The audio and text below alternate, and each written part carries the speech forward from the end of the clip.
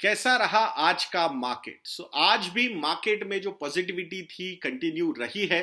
4 महीनों के बाद इतना पॉजिटिव जो एक स्ट्रेंथ है मार्केट की वो कंटिन्यू हो रही है। मतलब one day by day positivity यहाँ पे कंटिन्यूअस तरीके से दिख रही है। दो लार्ज कैप साइड में index were not up by major percentage points. Nifty was up by 24 points, Sensex was up by 14 points, small cap, mid cap indices were up compared to large cap in a bigger way. Bank Nifty was still under pressure. I think बहुत सारे banks के results आने वाले हैं, बहुत सारे assumptions, बहुत सारे permutation combinations are going to be run, and that's why थोड़ा बहुत pressure ये जो popular index होते हैं बैंक निफ्टी जैसे उस पर वो प्रेशर बन सकता है. बट आई स्ट्रांगली फील जो प्रेडिक्शंस आ रहे हैं मेजॉरिटी ऑफ द प्रेडिक्शंस की ये क्वार्टर जो रहेगा बैंकिंग सेक्टर के लिए काफी बढ़िया रहने वाला है.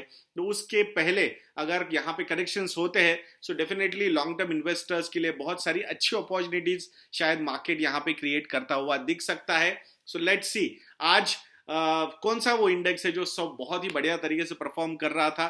सो I think that was Nifty realty index, यानी कि real estate sector was quite up today.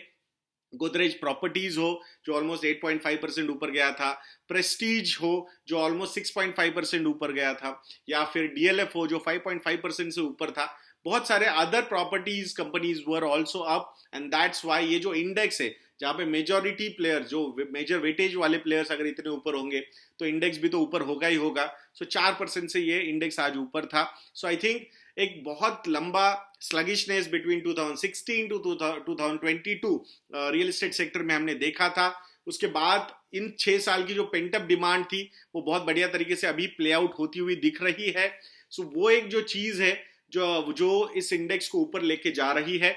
सो जब डिमोनेटाइजेशन हुआ था उसके बाद real estate prices went down because बहुत सारे जो रियल एस्टेट प्लेयर्स थे वो प्रॉब्लम में आ गए थे, specifically those who were dealing in cash. So obviously उसका एक कैस्केडिंग इंपैक्ट उस सेक्टर पे पड़ा है. प्लस वहां पे अफोर्डेबिलिटी भी जो थी वो ज्यादा नजर नहीं आ रही थी. बिटवीन 2005-6 टू 2015-16 ये 10 सालों में एक फेनोमिनल रैली हमने रियल एस्टेट सेक्टर में देखी थी.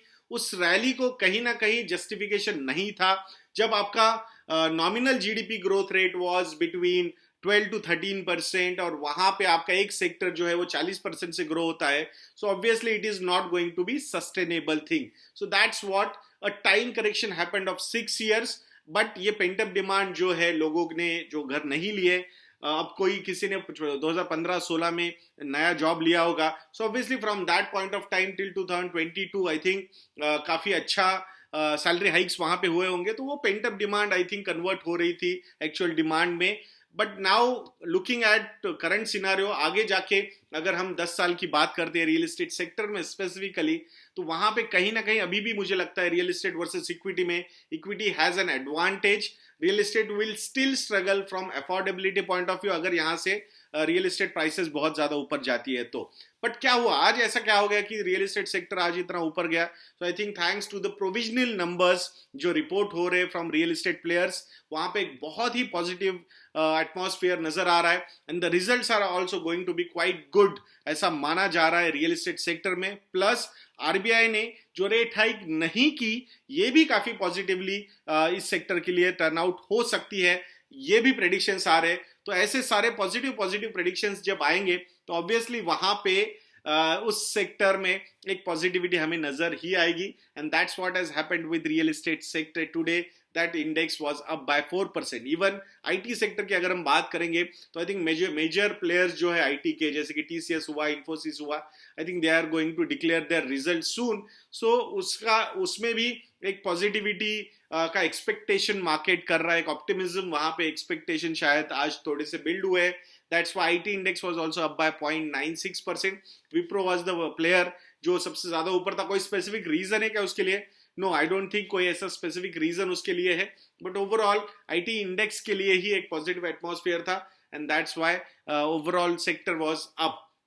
अब जो मेजर न्यूज है, जो स्टॉक है आज काफी चर्चा में रहा मार्केट में, वो है टाटा मोटर्स का. 8-8.5% तक वो स्टॉक ऊपर गया था, बट उसके बाद अराउंड 5% पे जाके वो बंद हुआ.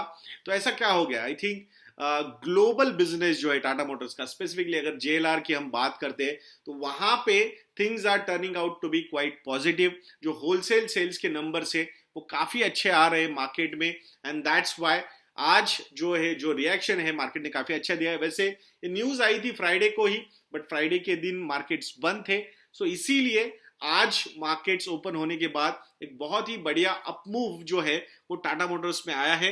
काफी स्ट्रांग होलसेल ग्रोथ वहां पे कंपनी ने दिखाई है।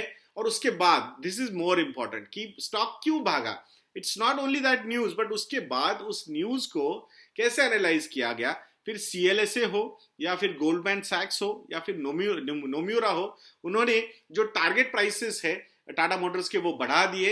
एंड उसमें CLSA की रिपोर्ट में तो ये भी बोला गया कि इस क्वार्टर में, this quarter that is Q4 FY23, इस क्वार्टर में जो फ्री कैश फ्लो रिपोर्ट हो सकता है टाटा मोटर्स की तरफ से, that would be around $800 million. कितना? $800 मिलियन के फ्री कैश फ्लोज वहां पे टाटा मोटर्स जनरेट कर सकता है। और उस रिपोर्ट में यह भी कहा गया कि जो वैल्यूएशन है इस कंपनी का, अगर FY25 के अर्निंग्स के पॉइंट ऑफ व्यू से हम बात करते हैं, सो मात्र 7 यानी कि 7 के प्राइस टू अर्निंग्स रेशियो पे ये स्टॉक ट्रेड हो रहा है। सो ऑब्वियसली एक ग्रोइंग ट्रेंड अगर आप देखोगे तो उस पॉइंट ऑफ व्यू से this is going to be a really good thing. So वहां टाटा मोटर्स की अगर हम बात करते हैं, जैसे मैं हमेशा बैंकिंग इंडस्ट्री की बात करता हूं ना, कि आपको क्या करना है, आपको बस NPA क्रिएट नहीं होने देने, अदरवाइज आपका बिजनेस इतना बढ़िया है कि प्रॉफिट्स पे प्रॉफिट जनरेट होते जाएंगे।